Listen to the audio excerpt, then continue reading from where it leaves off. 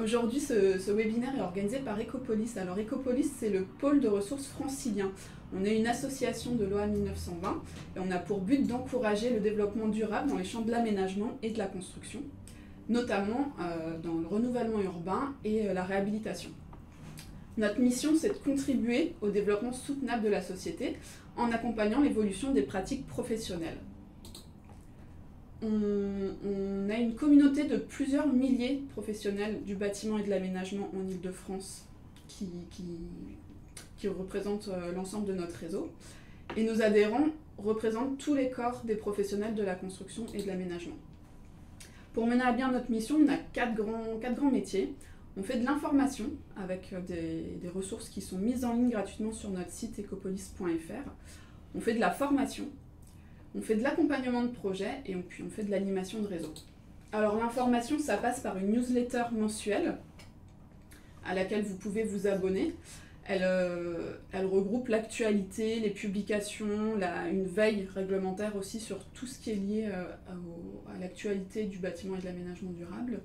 On a des réseaux sociaux aussi sur lesquels vous pouvez nous suivre, donc en particulier la page LinkedIn sur laquelle vous êtes probablement abonné si vous nous suivez aujourd'hui. On a aussi un groupe thématique, l'économie circulaire dans les projets d'aménagement, auquel je vous invite à vous abonner si vous voulez suivre l'actualité liée à l'économie circulaire. Et puis en ligne sur ecopolis.fr, on a des espaces thématiques que vous pouvez aussi consulter régulièrement. Sur le sujet de la formation, je vous invite à rejoindre la page formation de notre site internet. La prochaine formation, par exemple, sur la thématique de l'économie circulaire, c'est concevoir et piloter un projet intégrant une démarche de réemploi. Donc vous pouvez aller voir les dates sur le site internet. Concernant l'animation de réseau, donc on organise des groupes de travail et des ateliers, des tables rondes, des webinaires comme ce matin, des conférences, des visites d'opérations, que ce soit des chantiers remarquables, des opérations de démonstrateurs. Le prochain événement, si vous voulez noter la date dans vos agendas, c'est le mardi 4 juillet après-midi. On va voir 3 projets à différentes échelles, à l'échelle du quartier, du bâtiment et de l'objet, de projets inspirants qui valorisent les déchets du BTP. Vous pouvez noter la date dans votre agenda dès maintenant. Et puis l'accompagnement de projet, ça passe par la démarche quartier et bâtiment durable francilien. On accompagne actuellement 130 opérations à l'échelle du bâtiment et 5 opérations à l'échelle du quartier. Il y a des commissions publiques régulièrement pour pouvoir profiter justement des retours d'expérience de ces projets-là. Donc encore une fois, je vous invite à vous abonner à la newsletter si vous voulez avoir les dates des prochaines commissions. À aller voir la page, la cartographie des opérations remarquables et des opérations quartier bâtiment durable francilien sur le site internet où vous trouvez plein d'informations sur toutes les démarches vertueuses en fait de ces projets-là, qui sont des projets de référence, et puis à venir assister à une commission si vous le souhaitez. Alors pour nous soutenir, si vous souhaitez qu'on organise toujours des événements sur ce format, sur un format gratuit et accessible à tous, vous pouvez devenir adhérent à l'association. Toutes les informations sont sur le site. Voilà. Alors aujourd'hui, on va être ensemble pendant 1 heure. Je remercie les intervenants d'avoir accepté de participer à ce webinaire.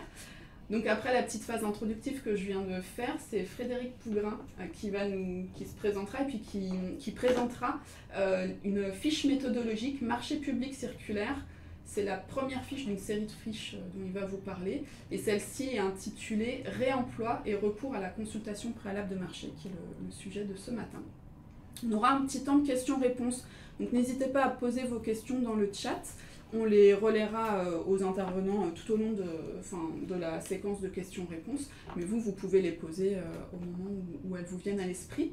Et puis on passera en deuxième partie de webinaire avec un retour d'expérience opérationnelle, le projet des ateliers Médicis, que je vous laisserai présenter toutes les deux.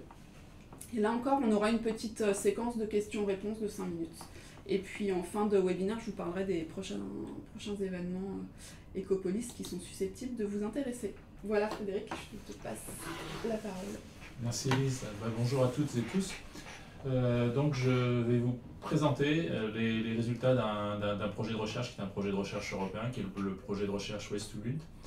Et alors à titre personnel, donc, je travaille au sein du CSTB à la direction économie ressources qui a été récemment créée, qui travaille sur tous les sujets abordant liés à l'économie circulaire dans le bâtiment.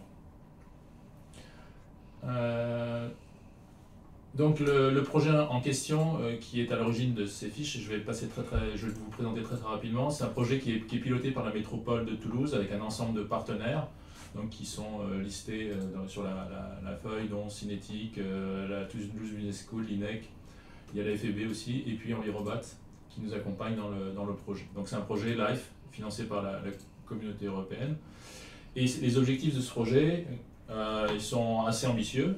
Et pour les atteindre, un grand nombre d'actions sont menées. Et parmi celles-ci, il y a un objectif donc, de développer des marchés publics circulaires. Et ces marchés publics circulaires sont développés notamment dans les 58 chantiers pilotes qui sont suivis par le consortium. Alors, un autre élément important dans le projet qui contribue fortement à son développement, c'est la création d'une plateforme numérique qui est en action depuis très peu de temps. Donc, je vous invite à aller voir ce qui se fait à Toulouse sur ce projet, puisque les rendus, le projet se termine en 2026 et de plus en plus de livrables sont mis en ligne sur le site du projet. Donc là, mon intervention aujourd'hui est liée à l'action qui a été développée pour accompagner la maîtrise d'ouvrage et développer des fiches liées au marché public circulaire. Et la première fiche qui porte sur l'emploi et le recours à la consultation préalable du marché va être donc maintenant présentée. Donc alors cette consultation préalable du marché, ce qu'il faut savoir, c'est que peu d'acteurs, peu de maîtres d'ouvrage en fait y ont régulièrement recours parce qu'ils pensent que consulter le marché avant même de lancer un appel d'offres, est une entrave en fait, au droit de la concurrence. Or, ce que l'on constate en regardant le code de la commande publique, c'est que cette consultation préalable est bien autorisée, est bien légale. Elle est même précisément décrite donc, dans 2 articles donc, qui sont reproduits dans la diapositive. Donc l'objectif de cette consultation préalable, ça va être de prendre contact avec les opérateurs qui potentiellement peuvent répondre à un appel d'offres. Et ce faisant, vous allez pouvoir leur présenter votre projet. Alors, lorsque vous faites cette consultation préalable du marché, vous n'avez pas encore arrêté définitivement votre projet. Vous avez une idée des axes que le projet va prendre, mais cette consultation doit vous aider justement à affiner votre projet. Et comme le dit donc les articles, un des éléments quand même à respecter, c'est que les potentiels candidats doivent être traités avec égalité. Donc ils ont tous accès à la même information. Et donc l'idéal, c'est d'avoir une très forte traçabilité des informations que vous allez pouvoir délivrer lors de cette consultation. Alors, quelles sont les modalités opérationnelles de cette consultation? Alors, comme vous pouvez le voir, il peut y avoir en fait un grand panel de modes d'action. Et on peut même supposer que certains maîtres d'ouvrage font de la consultation préalable, peut-être, ou ont déjà fait la consultation préalable sans vraiment le savoir. Alors, il peut y avoir des modes très, on va dire, légers, au sens où vous pouvez, par exemple, communiquer sur le site internet de la maîtrise d'ouvrage, annoncer que prochainement, vous allez publier un avis de marché relatif à un projet et donner un léger descriptif de ce marché. Alors, ce léger descriptif donc, va présenter en fait, les différents axes du projet, mais sans rentrer trop dans le détail et sans être présenter des objectifs très concrets. C'est plus, ces objectifs vont être affinés justement lorsque vous pouvez être amené ensuite à rencontrer les principaux acteurs. Ce qu'il faut voir, donc, c'est que le degré de formalisme doit être un peu lié aussi au montant du projet. C'est-à-dire que plus vous allez à un projet conséquent qui implique des acteurs multiples et il y a un fort engagement sur le plan financier, vous avez peut-être intérêt à davantage monter et à avoir une formalisation de votre approche.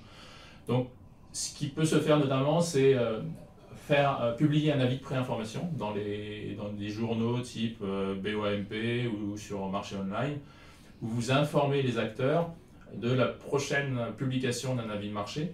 Et cette publication, généralement, doit donner lieu à une rencontre avec les acteurs. Parce que si vous n'êtes pas amené à dialoguer avec les acteurs, je dirais que cette consultation préalable a peu d'intérêt. C'est-à-dire vous pouvez effectivement uniquement communiquer sur Internet, mais c'est quand même bien de pouvoir rencontrer les acteurs, puisque quand on parle de consultation, on prend l'aspect échange avec les acteurs qui est important. C'est-à-dire que vous allez donner de l'information aux potentiels candidats, mais eux, ces candidats, doivent également vous donner leur avis sur la façon dont vous présentez les choses. Et peut-être qu'ils peuvent ensuite, vous serez peut-être ensuite amené à réorienter votre projet selon les retours qui seront faits par le marché. Donc, quels sont les atouts par rapport à cette consultation préalable? Alors, le premier, donc, ça va être de repérer les potentiels candidats à un marché. Et dans le domaine du réemploi, c'est assez intéressant parce que en fait, ce sont des marchés qui sont encore, les filières sont assez peu structurées.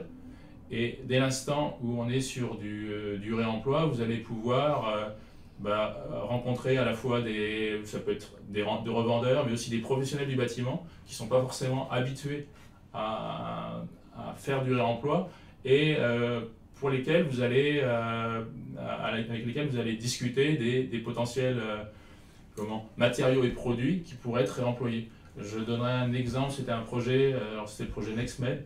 Alors ce projet est présenté, là je vous parle du projet Waste to Build, je suis impliqué aussi dans un projet européen qui est le projet FCRBE, vous allez sur le site et vous avez un ensemble de retours d'expérience. Donc dans ce projet, il y avait un inventaire avait été effectué sur l'ensemble des matériaux et produits d'un bâtiment qui a été construit et cet inventaire a été remis à un ensemble d'entreprises et charge à ces entreprises, en fait, avant même le lancement du marché, de dire voilà, on peut se positionner sur telle ou telle filière ou non. Donc c'est un moyen pour les acteurs, pour la maîtrise d'ouvrage, de repérer les candidats potentiels et puis de savoir, c'est le deuxième point, l'atout, ça va être de tester la réaction du marché. C'est-à-dire que est-ce que si je propose du réemploi sur tel produit, est-ce que la filière est prête pour le reprendre? Est-ce que les filières sont structurées? Et donc, cette consultation préalable va vous permettre d'identifier aussi les filières à privilégier ou non. Et ça peut ensuite, si vous avez décidé dans votre marché de mettre des objectifs performantiels, par exemple, vous vous engagez à avoir un taux de réemploi de 5% en valeur ou en volume, ça c'est à vous de voir. Est-ce que cet objectif de 5% est crédible par rapport au retour du marché? Alors l'autre atout, ça va être aussi d'identifier le mode de passation de marché le plus adapté à la situation réelle. C'est-à-dire le plus souvent, en fait, quand on fait du réemploi, on le voit, les marchés sont des appels d'offres ouverts. On pourrait très bien avoir des marchés liés à par exemple, un marché global de performance. Aujourd'hui, les marchés globaux de performance sont uniquement orientés sur la performance énergétique, mais on pourrait très bien avoir des objectifs de performance environnementale liés à l'économie circulaire. Et donc cette discussion lors de la consultation préalable doit ensuite aussi vous aider à choisir le véhicule juridique le plus approprié pour passer le marché. Et atout ultime, c'est que en ayant fait cette consultation préalable, vous limitez le risque d'avoir des appels d'offres infructueux.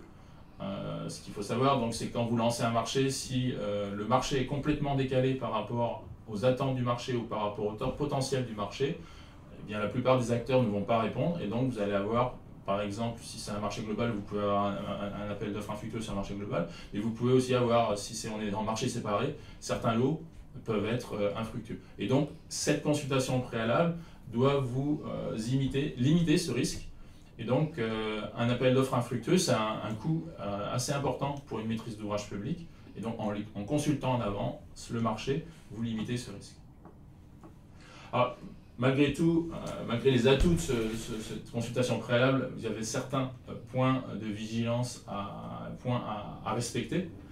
Le premier, ça va être notamment si vous consultez par exemple par email, qui est parmi les modes qui avaient été présentés, les modes possibles de cette consultation, il faut choisir un panel représentatif d'entreprises. Et donc, si vous êtes, par exemple, sur un marché local et que si vous voulez favoriser le réemploi, généralement, il va falloir quand même favoriser, pas favoriser, mais pouvez bien sûr pas envoyer des mails à toutes les entreprises par exemple à tous les revendeurs, mais à vous de solliciter les entreprises qui sont dans votre bassin d'emploi. Le deuxième point, c'est vraiment assurer une traçabilité de toutes les actions que vous allez engager. C'est-à-dire que, comme je l'indiquais dès le départ, le Code de la commande publique autorise la consultation préalable du marché, mais un point essentiel, c'est que l'égalité de traitement entre les candidats potentiels soit respectée, et donc à vous de respecter et de tracer les actions que vous allez mener, c'est-à-dire tous les échanges que vous pouvez avoir avec les acteurs, à vous de les répertorier. Autre point, c'est respecter la confidentialité des informations qui vont vous être transmises par les différents candidats potentiels. C'est-à-dire que vous pouvez avoir des échanges avec des acteurs et ces acteurs vont s'engager et vraiment discuter avec vous s'ils ont s'ils ont confiance en fait dans la démarche que vous lancez. Et donc, pour qu'ils aient confiance, il faut qu'il y ait une certaine forme de confidentialité dans les échanges. Donc ensuite, ça va être de garantir l'égalité de traitement entre les entreprises rencontrées, c'est-à-dire que ce n'est pas parce que vous avez un contact qui va être un peu privilégié avec certaines entreprises que par la suite, vous ne devez pas regarder avec attention les candidats que vous n'auriez pas rencontrés lors de cette phase de consultation préalable. Autre point, c'est avoir des échanges qui portent vraiment sur votre besoin général et non sur des détails de la future consultation. C'est-à-dire, encore une fois, la consultation préalable, ce n'est pas un appel d'offres. C'est-à-dire que le marché n'est pas encore arrêté. Vous avez une idée de votre projet, vous savez où ça va se dérouler, mais les détails ne sont pas affinés. Et cette consultation préalable doit justement vous amener à faire que votre besoin général va être affiné. C'est-à-dire que les échanges avec les différents partenaires vont vous permettre d'affiner votre projet ou de le préciser et de voir vraiment si c'est possible. Je reprends un exemple concret dans le cas du réemploi. C'était à Tours Habitat qui avait un projet de déconstruire un ensemble de bâtiments, donc de logements. Ces bâtiments avaient été construits en pierre de taille. Et l'objectif avait été de voir dans un premier temps si déjà c'était possible de le faire. Et donc ils ont fait appel à une entreprise qui a sur un faible échantillon déconstruit une partie du bâtiment. Et sur cette base-là, il a été vu qu'il était possible donc, de déconstruire partiellement le bâtiment et donc le maître d'ouvrage donc, a pu, donc, sur cette base-là, lancer un appel un appel d'offres qui visait l'ensemble de ces bâtiments avec une technique de dépose des pierres de taille pour qu'elles soient ensuite réemployées. Et donc c'est cet échange avec les professionnels qui ont permis d'affiner le marché futur. Un autre point, c'est de respecter au moins un délai d'1 mois entre cette consultation préalable, qu'on appelle aussi le sourcing, et le lancement de la consultation. Alors 1 mois, c'est vraiment nécessaire pour justement affiner votre projet, et puis ensuite rédiger le marché et l'affiner par rapport aux éléments qui ont été écrits. Donc voilà, merci de votre attention. Je crois que c'est le moment des questions, Élise. Oui, exactement. Merci pour la présentation. C'est assez clair, a priori, parce qu'il n'y a pas énormément de questions dans le chat, donc c'est que les éléments sont bien descendus. On en a quand même une donc de Marie-Christine Descombe qui demande peut-être des petites précisions sur la manière dont on peut tester le marché. Elle demande, et peut-être que d'autres personnes se demandent dans le public, est-ce que c'est le diagnostic PMD qui permet de tester le marché? Et elle précise, j'ai pas trop compris cette partie-là, donc peut-être qu'on peut revenir dessus. Alors, tester le marché, c'est-à-dire que le diagnostic PEMD va vous donner déjà une idée de ce qui est possible, des matériaux qui sont et des produits qui sont à votre disposition. Mais ensuite, le problème que vous allez avoir, c'est est-ce que derrière, vous avez des filières qui sont suffisamment organisées et vous avez des acteurs qui sont prêts à reprendre ces matériaux ou ces produits pour pour les réintroduire dans d'autres projets. En fait, cette consultation préalable, c'est vraiment pour vous un moyen d'identifier les filières. C'est-à-dire qu'effectivement, on a le lien avec bien sûr le diagnostic PEMD vient en amont, mais une fois que vous avez ce diagnostic, vous ne savez pas forcément où aller. Et les filières vont être en plus organisées différemment selon le lieu où vous vous situez. C'est-à-dire qu'un des points clés quand même de l'économie circulaire, on le rappelle très souvent, c'est qu'on est sur des économies locales. C'est vraiment le local qui doit être privilégié. Et tant que les filières ne sont pas encore très bien structurées, il y a beaucoup d'incertitudes. Tout à l'heure, je parlais dans le projet donc Waste to Build, vient d'être créée une plateforme numérique. Cette plateforme numérique doit justement favoriser les échanges et permettre de faciliter en fait la vente de matériaux, l'échange de matériaux d'un chantier à un autre. Et tant que ces filières donc, ne vont pas être structurées par la mise en place, par exemple, de ces plateformes, il y a encore beaucoup d'incertitudes sur les projets, sur le potentiel de réemploi réel d'un projet à l'autre. Et donc, l'intérêt de la consultation préalable, justement, ça va être de voir ce qui est possible et d'orienter les acteurs, notamment donc, la maîtrise d'ouvrage, de choisir par exemple les filières les plus prometteuses et de ne pas mettre des objectifs de réemploi, parce que de plus en plus, quand même, les maîtres d'ouvrage s'organisent et fixent des taux de réemploi ambitieux. Alors si je prends par exemple dans le projet Waste to Build, on a un objectif de réemploi d'environ 5%. Alors ça peut paraître faible, mais c'est par rapport à la moyenne des projets, c'est important. Et donc c'est important en amont d'avoir cette vision du marché et de connaître ce qu'il est possible de faire. Et du coup, elle avait une seconde question. Cette même interlocutrice qui nous demandait est-ce que les acteurs à consulter au préalable sont les revendeurs de réemploi ou bien les entreprises de démolition spécialisées ou encore les entreprises qui utilisent du réemploi? Je dirais que ça va être un peu en fonction du projet dans lequel vous vous positionnez. Par exemple, si vous êtes sur un projet de déconstruction, il va falloir que vous trouviez des filières qui acceptent vos matériaux.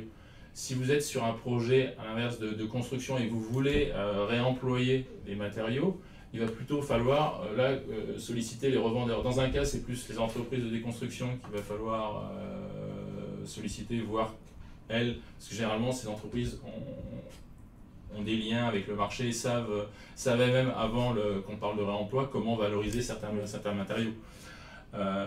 Et si vous êtes dans un projet de construction et que vous voulez réintégrer beaucoup de projets, beaucoup de produits, d'éléments qui sont de réemploi, qui viennent de plateformes ou autres, là il va falloir plus solliciter des revendeurs pour savoir un peu quels sont les états des stocks disponibles et si c'est réellement possible de lancer du réemploi. Donc en fait tout dépend du besoin que vous avez sur votre projet et des axes que vous cherchez à privilégier.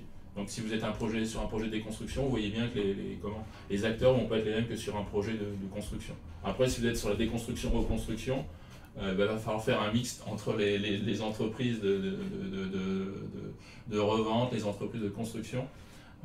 Mais donc ça, c'est votre projet qui va définir les acteurs qu'il faut solliciter lors de cette consultation préalable. Et bien justement, pour rebondir sur... Et même les architectes peuvent être invités, parce que les architectes ont un rôle, je crois qu'on a deux architectes qui interviendront après moi, qui ont un rôle vraiment important, dans la mesure où ce sont eux aussi les prescripteurs. Et donc qui vont juste très souvent faire preuve d'une grande flexibilité pour adapter leur projet aux matériaux disponibles. C'est un peu, avec l'économie circulaire, je pense qu'ils en parleront mieux que moi, il y a vraiment une adaptation de l'architecte à la ressource. C'est-à-dire qu'on ne parle plus réellement d'un projet, il faut vraiment faire preuve d'une grande flexibilité. Mais ça rejoint une question qui est aussi dans le chat de Jean-Baptiste Trébal. Là, on parle d'un projet de rénovation ou de construction.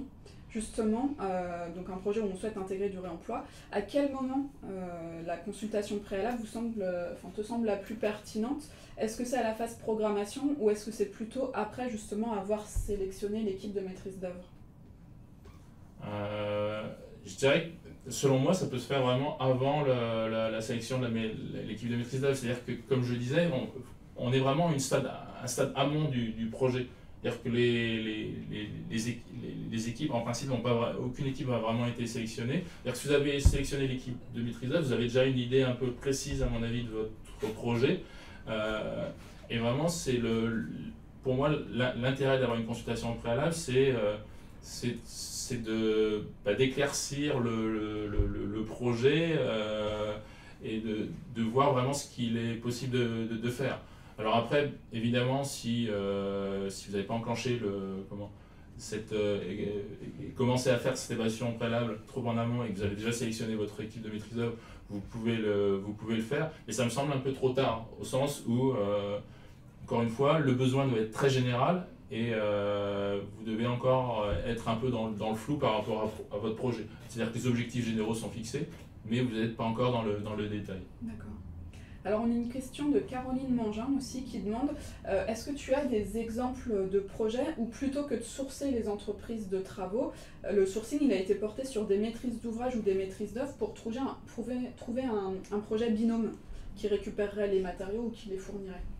Alors là, je dirais que c'est des pratiques qui se font, mais une fois que toutes les équipes que le projet est un peu arrêté, c'est-à-dire que vous avez je crois que Sonia pourra en parler, c'était encore eux qui est intervenu dans le projet de la Halle Colombelle, c'est-à-dire que là, il y avait l'organisation était différente, l'appel d'offres avait été déjà lancé, il y avait un lauréat emploi dont on parlera la prochaine fois qui avait été retenu, et c'était le rôle justement de ce lauréat emploi de sourcer un peu les marchés potentiels environnants. Il faut savoir que quand on fait cette consultation préalable, on est très en amont, et aller sourcer des chantiers de déconstruction qui sont en cours, en fait c'est trop tôt. Les chantiers de déconstruction, généralement c'est un peu une opportunité, c'est au moment où les choses sont arrêtées et là l'équipe de maîtrise d'œuvre a été retenue, le projet était plus ou moins défini, mais l'équipe de maîtrise d'œuvre peut encore adapter le projet à la marge. Mais cette consultation, ce sourcing par rapport à des chantiers environnants, il intervient vraiment lorsque vous avez déjà vos équipes. Et puis pour finir en 1 minute, parce qu'après on va passer au retour d'expérience, 3 petites précisions. Les 8 fiches dont tu as parlé au début de la présentation, est-ce que tu peux dire aux participants où est-ce qu'ils peuvent les trouver? Donc alors, je pense que la présentation vous sera transmise, et là je donne 3 informations. C'est le site du projet Life Waste to Build. Donc si vous allez sur ce site du projet, l'ensemble des 8 fiches sont en ligne, et donc vous pouvez les consulter. Ce sont des fiches de 4 pages à chaque fois. Et puis nous, on les référencera aussi en bas de l'événement sur la page Ecopolis.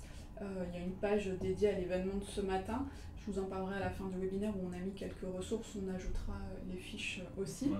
Et sur ce site du projet, vous avez vous avez la boîte à outils. Dans la boîte à outils, vous avez d'autres éléments. Parce que là, je vous présente le travail, les livrables que j'ai produits pour le projet. Et vous avez d'autres acteurs, notamment il y a l'INEC qui a produit des livrables et qui sont en ligne. Et vous avez sur ce projet, vous avez aussi une description de certains chantiers pilotes. Donc je vous invite vraiment à aller sur le site du projet Life Waste to Build. Alors tout à l'heure, tu as parlé de 5% de réemploi sur l'un des projets que tu as cité. On a une question de Magali Castex qui demande si l'indicateur c'est en valeur ou en masse. Là on est en valeur et c'est par rapport aux fournitures habituelles. D'accord. Et puis, petite précision, François Merman qui demande si tu peux préciser, il n'a pas bien compris le délai d'1 mois. Est-ce que c'est le délai minimum entre la consultation préalable et la consultation? Oui, alors c'est ça. Disons qu'une fois qu'on a fini la consultation préalable, je dirais, vous n'êtes pas obligé, vous pouvez lancer directement la consultation de marché. Et disons que ça n'a pas de sens dans la mesure où vous devez avoir cette consultation préalable. Il doit y avoir une phase d'intégration des éléments que vous avez obtenus lors de la discussion avec les candidats potentiels.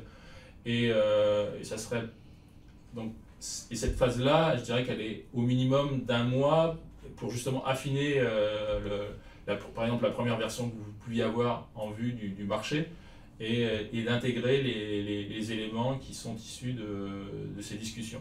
Donc c'est pas juridiquement, il n'y a pas un mois, mais je dirais que c'est conseillé, c'est le temps minimum qui semble nécessaire pour intégrer les éléments issus des discussions avec les candidats potentiels.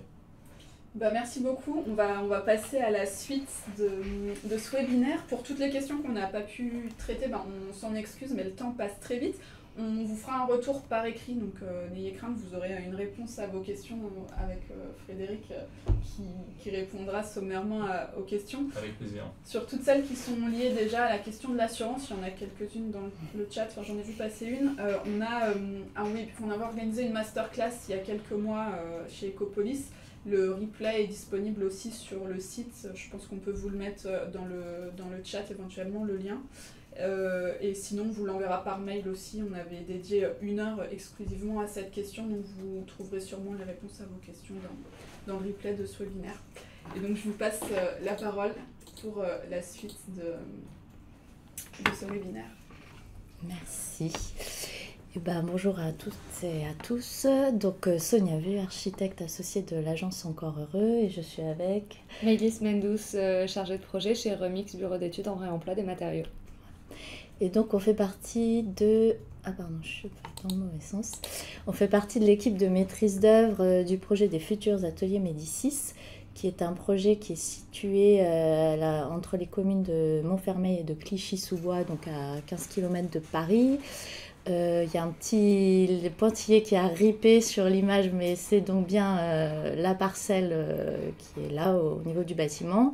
C'est une construction entièrement neuve, avec un bâtiment unique et des espaces extérieurs. Et donc, c'est un équipement culturel donc, qui a un budget de travaux de 22 millions d'euros hors taxes, qui a une surface d'environ 6 000 m² et qui est porté par un EPCC, donc un établissement public de coopération culturelle, et qui est financé pour grande partie à 80% par l'État et les collectivités, donc un projet public on peut dire. On est actuellement en phase pro-DCE avec un lancement d'appel d'offres prévu pour septembre de cette année, et on a un chantier qui devrait démarrer en janvier 2024 pour 2 ans et demi de travaux. Donc voilà, ça c'est des petites importances, on va dire que ça a ses avantages et ses défauts dans les questions du réemploi. Juste très rapidement, un peu pour contextualiser dans lequel se fait ce réemploi, donc c'est un projet qui est un équipement culturel mais avec des fonctions connexes, donc c'est un projet qui a une salle de spectacle, une salle d'exposition, un auditorium, toute une partie atelier média, atelier de fabrique.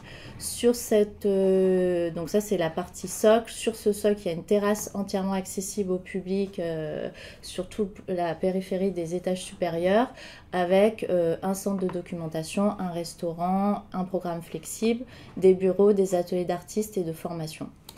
Ce projet a, on va dire, un mix matériotique dans sa conception, parce qu'on a poussé un peu jusqu'au bout le bon matériau au bon endroit, donc avec un sous-sol en béton, des noyaux en béton, toute la partie socle qui est espace de diffusion, donc avec des contraintes de grande hauteur sous plafond, à une ossature métal avec des murs en remplissage bois, habillage en pierre massive autoportante, briques de réemploi, voilà, ça c'est pour la partie socle, et les étages supérieurs, donc là on est plus léger, ossature bois et bardage bois. En intérieur, on a un remplissage briques de terre crue, enduit terre. Ce projet aussi s'inscrit donc plus globalement dans la volonté d'en faire un chantier ouvert et culturel d'insertion, donc avec les ateliers Médicis qui sont déjà un établissement culturel déjà en place avec une programmation artistique culturelle de résidence d'artistes. Donc l'idée est bien évidemment de profiter du chantier pour mixer un peu ces fonctions. Voilà, nous on a la volonté un peu de s'inscrire dans tous les chantiers ouverts et de permanence architecturale, avec des visites, évidemment du réemploi, de l'insertion et de la formation, des ateliers de sensibilisation autour du projet. Pour un peu contextualiser, on va dire, pour se rapprocher sur la mission de réemploi et contextualiser un peu dans laquelle se fait cette mission, Donc déjà, on est à Clichy-sous-Bois-Montfermeil, qui est à 15 km de Paris. Donc c'est l'Est parisien, qui est un territoire avec énormément de mutations, de déconstruction, de construction. Donc on va dire que le potentiel de gisement et de réemploi est assez important. Il y a aussi les Jeux Olympiques vraiment à côté qui sont en train de se construire. Donc il y a vraiment de la ressource. Pour contextualiser, la demande du maître d'ouvrage dans l'appel d'offres était très large et pas forcément fléchée réemploi. On va dire qu'on voit bâtiments bioclimatiques, bâtiments low-tech, anticipation des changements climatiques et notamment du réchauffement, une demande d'une attention sur les matériaux biosourcés, géosourcés, recyclés, réemployés, un chantier exemplaire donc avec une attention aussi bien à l'insertion sociale et au chantier propre. Mais voilà, il n'y avait pas un focus spécialement réemploi, c'était vraiment un tout. C'est pour ça que je vous ai aussi contextualisé le projet, parce qu'il y a un peu de réemploi, un peu d'insertion, un peu de chantier culturel, des matériaux biosourcés. Voilà, c'est un tout qui est fait dans ce projet. À chaque fois, et notamment dans le réemploi, on a essayé de mettre l'énergie au bon endroit aussi sur ces missions-là. Il y avait des atteintes d'objectifs, mais pas de labellisation, donc ce qui nous permet, et d'ailleurs on les respecte, ça nous donne des garde-fous et des guides, mais ça nous laisse aussi une marge un peu d'adaptation. Et pour le dire dans ce contexte-là aussi, c'est important de le dire pour que des missions de réemploi réussissent, parce que le réemploi ça prend du temps. Donc dans la maîtrise d'œuvre, donc il y a encore œuvre architecte, donc on a quand même une expérience avec plusieurs projets de réemploi que je ne vais pas détailler ici, mais on voit il y a 2 bâtiments que j'ai mis en photo en haut, c'est le pavillon circulaire et la maison de projet à Morlan, qui étaient des bâtiments temporaires à 80% en réemploi, mais ce qui nous a permis on va dire de tester, de pousser pas mal d'expérimentation autour du réemploi. Et en dessous, 2 bâtiments pérennes, on va dire la grande halle de Caen dont tu parlais Frédéric, et l'hôtel Pasteur à Rennes, où là il y a eu des missions de réemploi injectées dans un projet plus global. Et puis donc Remix, donc qui est un bureau d'études sur le réemploi, donc qui nous accompagne sur la structuration et on va dire toute son expérience sur les sujets de réemploi. Et chose très importante, on le verra après avec les stratégies de sourcing, on a le maître d'ouvrage qui nous a donné une mission de permanence architecturale. Donc la permanence architecturale, c'est quoi? C'est un ou une jeune architecte qui s'installe sur place, sur le territoire, et qui a pour mission de préparer le chantier culturel ouvert et d'insertion, et donc de faire à la fois de la communication autour du projet à l'échelle du territoire, de repérer des acteurs et des actrices qui peuvent être des partenaires potentiels. Et ça nous a servi aussi dans le réemploi, on le verra un peu plus tard. Voilà, je te passe là. Et du coup, au niveau de la stratégie de pré-sourcing, on a essayé du coup d'ajuster notre projet en fonction de ce qui était possible sur le territoire, comme le disait Frédéric précédemment. On a plusieurs choses qui sont, plusieurs niveaux qui sont rentrés en compte. Donc la permanence architecturale, dont Sonia va parler un peu plus après, pour tout ce qui va être analyse fine et locale du territoire, analyse un peu historique. On s'est mis en contact aussi avec les aménageurs pour essayer de comprendre quels allaient être les projets du territoire et quelle dynamique pourrait être trouvée éventuellement. On a aussi fait une publication en ligne de recherche de matériaux, un avis de recherche, pour essayer de sonder un peu et de voir qui allait réagir sur quels matériaux et comment, pour vérifier est-ce que c'était bien réaliste et quelle synergie pourrait être mise en place sur le territoire. Et on a aussi contacté notre réseau un peu de maîtrise d'œuvre pour essayer de voir ce qui allait se faire en tant que sur la déconstruction. Voilà, donc sur la permanence architecturale, donc Radija Barkani, qui est notre permanente à Clichy-sous-Bois-Montfermeil, avait déjà une bonne connaissance du territoire. On a donc commencé cette phase de sourcing en phase APS, donc c'est-à-dire en septembre, ça fait maintenant 9 mois, donc c'est assez long. Et voilà, c'était pas trop. Et donc, elle a visité plusieurs bâtiments. Donc là, on vous met juste les 2 qui sont restés. Mais donc voilà, c'est à peu près 5-6 visites avant de décider. Et donc, notamment, c'est la mosquée Bilal qui est à Clichy-sous-Bois. Il y a une future mosquée qui va être livrée en janvier 2024. Celle actuelle va être démolie. Et dedans, il y a ces faïences qui viennent du Maroc, faites à la main et qui ont été, qui vont être entièrement démolies. Donc maintenant, c'est un bâtiment qui est repris parce qu'il est dans un bâtiment qui est piloté par la Société du Grand Paris, la SGP. Et donc, on a entamé les démarches. Une fois qu'on a repéré qu'il allait y avoir cette démolition, on a remonté le réseau jusqu'à arriver à la SGP pour mettre en place, et on va dire avec leur collaboration, récupérer ces faïences. On a pu du coup un peu dans ce temps faire un test de dépose, et notamment toutes les faïences qui sont à l'intérieur, et on pense dans le hammam, ont une colle très forte et se cassent. Donc en fait voilà, ça nous a permis de resserrer le gisement disponible, notamment que sur les faïences qu'on voit en extérieur, où là on a une dépose qui est facile à faire et on arrive à tenir les faïences. Voilà. On espère que dans la salle de prière, il y a de la colle moins forte. Donc là par exemple on inscrit au marché un test de dépose en janvier 2024 avec une option si ce test de dépose est concluant pour récupérer un peu plus de gisement. Donc voilà, c'est ce qui arrive souvent avec le réemploi, on a des options et des variantes. On verra comment on essaye un peu de les limiter pour pas avoir non plus trop d'options par lot. Et puis le deuxième réemploi sourcé vraiment sur le territoire, c'est les logements du Chêne Pointu qui sont assez emblématiques et qui vont être démolis en plusieurs phases. Et là, il y a des marches en granito qu'on espère récupérer aussi en se calant. Donc c'est toute la question des réemplois, c'est que vu que c'est un chantier porté par Grand Paris Aménagement, non, les PIF, pardon. Il y a des phasages, il faut que les habitants soient relogés, donc c'est des chantiers qui peuvent potentiellement prendre du retard. Donc là, c'est bien d'être en amont et d'avoir aussi 2 ans et demi de chantier où on voit que quand même on a une marge d'absorption, de décalage des chantiers de sourcing. Je te laisse. Donc voilà, après ces projets de démolition qui ont pu être identifiés grâce à la permanence architecturale et sur lesquels on est en train encore de mener des échanges pour essayer de cadrer ce qui serait possible et envisageable. On a aussi contacté les aménageurs du territoire comme Grand Paris Grand Est, Batigère notamment et la Sequano pour savoir quelle vision ils avaient sur leur projet. Donc quand on parlait des différents niveaux de contact, ce qu'on peut en ressortir, c'est que ça, pour le coup, on a reçu pas mal de diagnostics PEMD sur leur projet, leur planning, etc. Un avantage, a priori, qu'on a à contacter les aménageurs, c'est qu'ils ont une vision sur le long terme et sur leurs différents projets. Donc ils peuvent nous permettre d'anticiper ce qui va être possible, enfin ce qui pourrait être possible ou pas. Ça part pas dans le bon sens, pardon. Et puis l'autre partie, après ces contacts avec les aménageurs, ça a été une publication sur les réseaux sociaux d'un avis de recherche de matériaux pour justement sonder un peu ce qui allait être possible. Et sur cette publication qu'on a eue sur les réseaux sociaux, on a eu pas mal de retours. Et du coup, des retours plutôt faits par les entreprises. Donc ça, c'était pas forcément une chose à laquelle on s'attendait. Et donc c'est des entreprises de curage, des plateformes et des spécialistes du réemploi qui nous ont contactés en nous disant on a vu que vous cherchez ça, nous on a ça. Mais par contre, en termes de planning, contrairement aux aménageurs qui ont une vision assez long terme, ces entreprises elles ont une vision beaucoup plus à court terme sur justement les marchés qu'elles passent.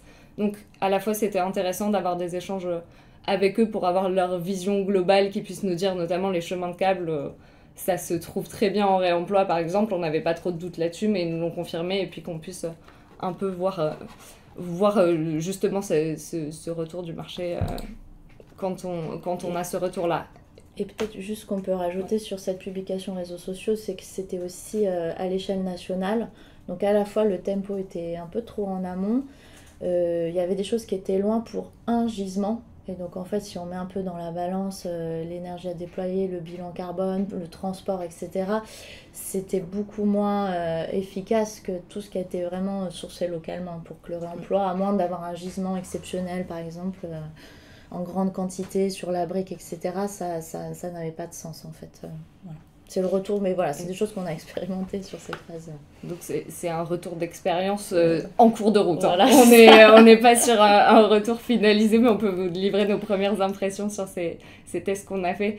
Et par contre, ce document, en fait, quand on l'a publié sur les réseaux sociaux, du coup, il nous a permis d'avoir des retours d'entreprise. Par contre, on l'a quand même pas mal utilisé et c'est vrai que ça a été plutôt un bon support de communication pour expliquer justement aux aménageurs, etc., quels étaient les matériaux qu'on pressentait en réemploi. Et par notre réseau, on a réussi à remonter le fil, parce que ça, on l'avait un peu identifié assez tôt, des Jeux Olympiques et Paralympiques, où il va y avoir la phase héritage. Donc on sait qu'il y a une grosse volonté de faire du réemploi avec les transformations des bâtiments, et qui colle très bien en termes de temporalité avec nos recherches sur le projet. Et donc ça, on essaye un peu de remonter les fils pour mettre en place, pour essayer d'identifier des synergies qui seraient possibles pour le réemploi. Donc c'est-à-dire, peut-être pour recontextualiser, c'est les loges, c'est des futurs logements et bureaux qui, pour le temps des Jeux Olympiques, vont être cloisonnés en village des athlètes. Et donc voilà, on essaye de récupérer. Et l'avantage des Jeux Olympiques, comme disait Maëlys, c'est que c'est un tempo qui va pour le coup pas se décaler, qui tombe assez bien, on va dire, la phase d'héritage, comme il l'appelle, va tomber avec la fin de notre clos couvert, démarrage de seconde œuvre. Et surtout, ce qu'on espère, c'est que du coup, comme c'est des choses qui vont être posées, on pourrait avoir un sourcing sur tout ce qui est PV de matériaux, qui est le gros sujet dans le réemploi, c'est d'avoir la traçabilité de certains éléments, et notamment par exemple des portes avec des exigences coupe-feu, où à chaque fois il faut un procès verbal pour qu'il soit validé et puisse être mis en œuvre dans les projets.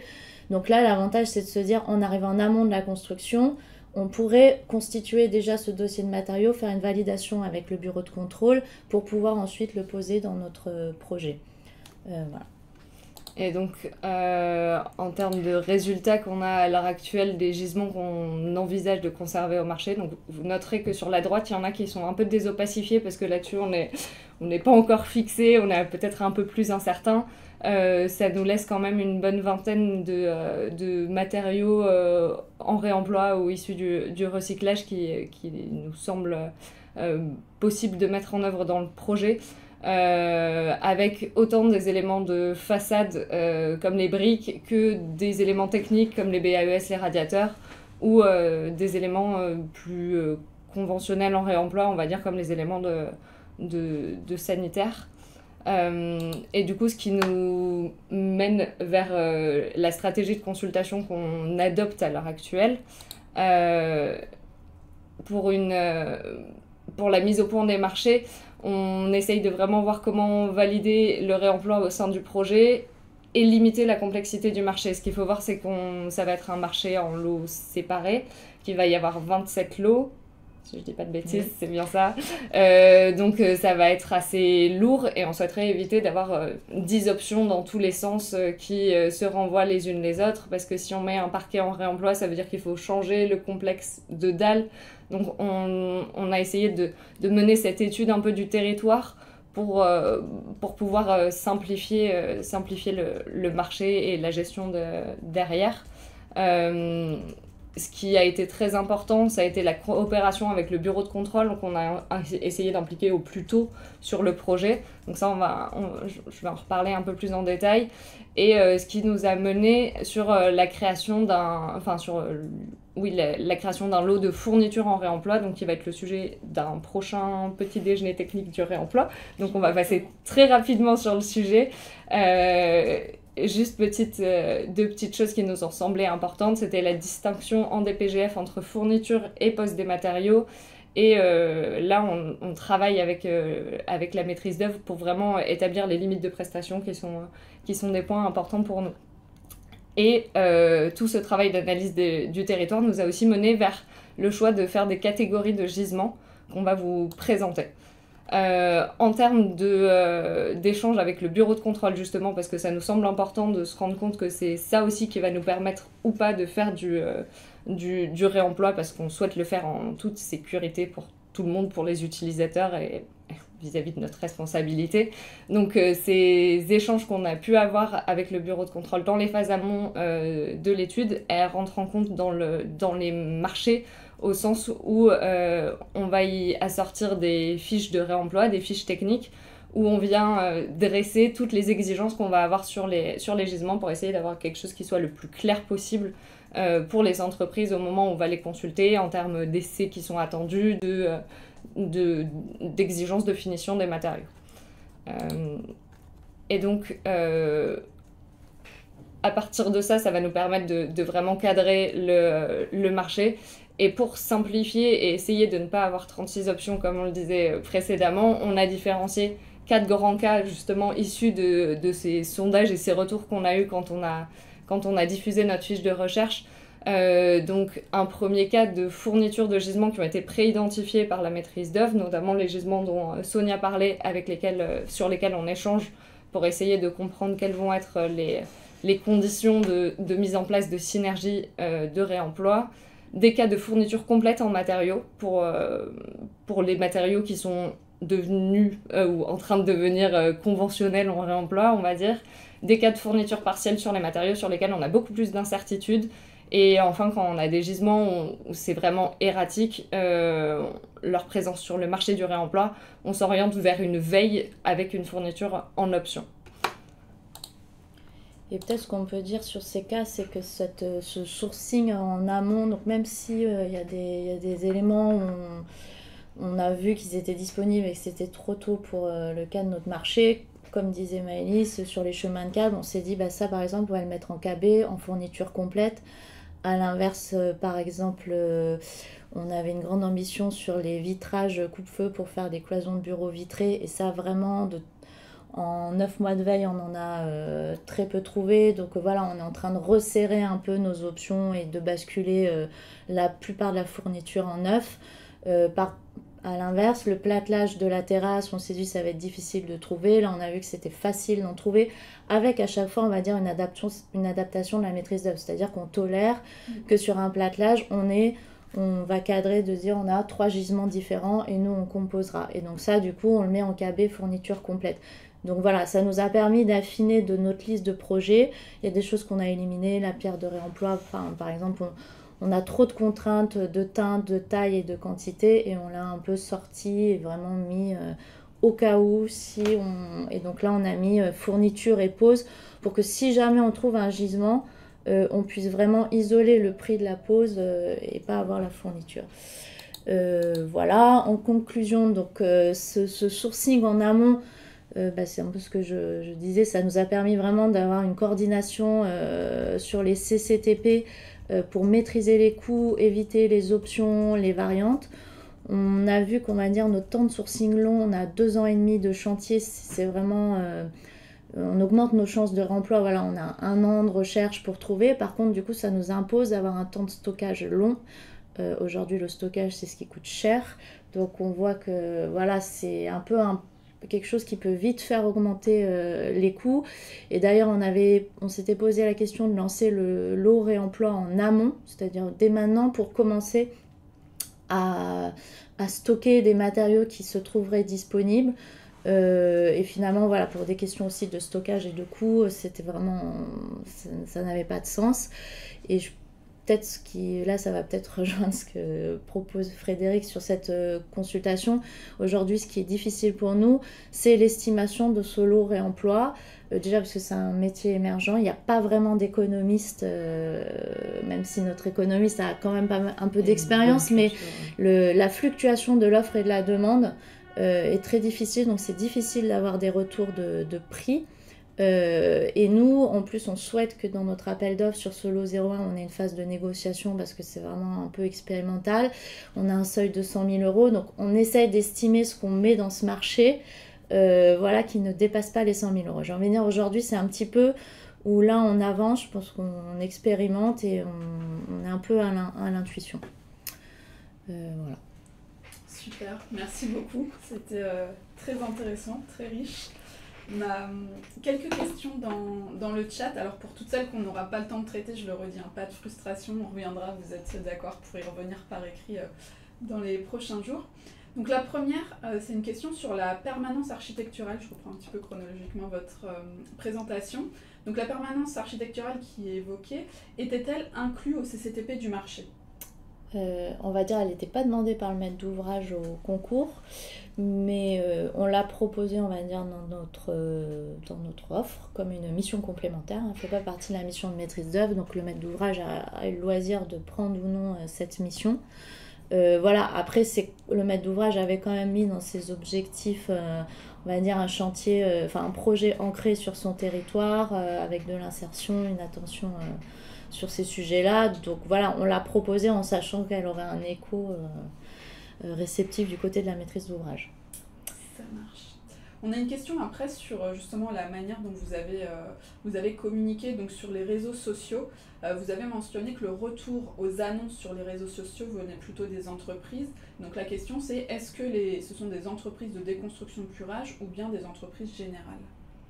Alors on a eu des retours par des entreprises de coulurage et aussi par des plateformes de réemploi de matériaux, les plateformes classiques de revente de matériaux de réemploi qui nous ont contactés pour nous faire leur retour et nous demander si on les voulait tout de suite ou pas. Et quand on a parlé un peu planning, on a vu que c'était un peu tôt.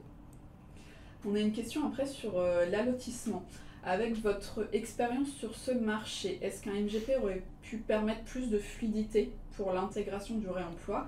Et en quoi ce type de montage, le MGP, ça peut être un frein ou un levier pour le réemploi en général ? MGP, le marché global de performance. Alors je sais pas, j'avoue que...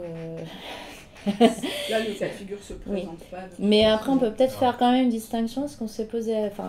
Remix avait participé quand même à beaucoup d'accompagnement d'opérations. On était plutôt sur des marchés à bon de commande avec des prix unitaires, ce qui permettait de dire c'est le prix unitaire pour une quantité de 0 à 20, de 20 à 50. Là, on est quand même sur un marché d'un prix global et forfaitaire, donc qui change quand même, on va dire, le montage de ce lot 0,1. Et c'est pour ça qu'on a fait ces cas-là. Et donc par exemple dans le cas C, on va prendre le cas du radiateur, entre nos contraintes techniques de taille, de performance énergétique, on n'est pas sûr de trouver entièrement la quantité à 100%. Donc on a un peu, en sourçant un peu sur le territoire, de se dire bon, on pense qu'on va arriver sur ce produit-là, trouver 20% de notre quantité, 50%, et en fait on a arrêté ça dans le lot 0,1 parce que voilà, il faut qu'on ait sur un prix global et forfaitaire en disant que le lot 0,1, s'il n'a pas trouvé la quantité, c'est le cas pour le cas B aussi, où il a 100% de la fourniture, il se débrouille et c'est à lui dans son offre d'estimer le complément en neuf qu'il aura à faire. Voilà, et ça fait partie de son prix. Et après, quand on disait que dans les autres lots, donc par exemple chez le plombier, on a distingué pose et fourniture, c'est que si jamais le lot 0,1, on va dire, trouve 100% des radiateurs, on va se laisser la possibilité de négocier, et ça sera pour le coup le troisième petit déjeuner technique, de renégocier l'offre. Voilà. Super. Bon, il y a encore quelques autres questions, mais je vous les transmettrai à toutes les deux par écrit. Merci beaucoup tous les trois pour vos présentations. Merci au public de nous avoir suivis et d'avoir interagi via le chat. Il y a quelques questions dans le chat sur le sujet justement du lot 0 ou 0,1 en fonction de la manière dont on l'appelle. Et donc, je vous indique que le prochain petit déjeuner technique d'Ecopolis qui aura lieu, alors je passe un peu vite les slides, mais le 6 juin, les inscriptions vont être ouvertes cette semaine. Et il portera en particulier donc, sur la question des leviers en phase DCE, donc en phase de consultation des entreprises, notamment via l'allotissement et la réservation d'un lot réemploi. Donc on parlera un petit peu des limites de prestations de ce lot. Et juste du coup pour vous indiquer en conclusion que le petit déjeuner technique que vous avez suivi ce matin sera disponible en replay, comme nos autres petits déjeuners techniques. Donc ici on est sur le numéro 7, il fait partie du 3e cycle, donc sur cette question du réemploi et des consultations. Mais on a préalablement aussi organisé 2 autres cycles, donc vous pouvez les retrouver en ligne. Le premier cycle 0 déchets 100% ressources, avec 3 replays qui sont en ligne. Et puis le deuxième sujet sur la question de la gestion de l'eau. Donc je vous invite aussi, si c'est des sujets qui vous intéressent, à aller visionner les replays. Et puis pour terminer, sur la page de l'événement, vous trouvez en fait une sélection de ressources qui peuvent vous intéresser au sujet du réemploi et des consultations. Donc le premier guide qui est référencé, tu parlais tout à l'heure Frédéric du projet FCRBE, donc c'est un guide intégrer le réemploi dans les projets de grande échelle et les marchés publics. Donc c'est un guide qui est assez dense mais avec beaucoup de contenu. Donc ça c'est une ressource qu'on a référencée sur le site, n'hésitez pas à la consulter. Il y a aussi un guide du CEREMA, l'économie circulaire du BTP, dans la rédaction des marchés et des contrats. Donc là vous avez des fiches aussi assez opérationnelles qui peuvent vous intéresser. Et puis la région Sud-Provence aussi qui a travaillé sur un guide, c'est une petite fiche de 4 ou 5 feuillets très synthétiques, très complets, intégrer l'économie circulaire dans les marchés et les opérations de travaux du bâtiment. Et puis ensuite, un outil qui peut vous intéresser, qui a été créé et mis en ligne par le CD2E, qui est le centre de ressources, mais dans le nord de la France, qui s'appelle la clause verte, mettre en œuvre l'éco-transition dans les achats publics. Vous tapez les mots-clés, les ambitions durables que vous voulez voir apparaître dans vos marchés en tant que maîtrise d'ouvrage ou maîtrise d'œuvre. Et du coup, vous avez des exemples de clauses qui ressortent. Et puis les 2 derniers guides qu'on a référencés, c'est celui de Démoclès, rédaction de vos CCTP contrat cadre, et puis un guide commande publique et économie circulaire dans le secteur du bâtiment, Réseco et la région Pays de la Loire qui ont édité ce guide. Voilà, nous on vous retrouve du coup les 6 juin et les 27 juin si vous voulez suivre les 2 autres épisodes de ce cycle. Frédéric sera notre fil conducteur sur les 3 webinaires de ce cycle, donc on aura le plaisir de le retrouver le 6 juin. Et puis j'espère que vous serez en ligne pour nous suivre et animer le chat. Merci encore à tous les 3 et merci à tous. Merci.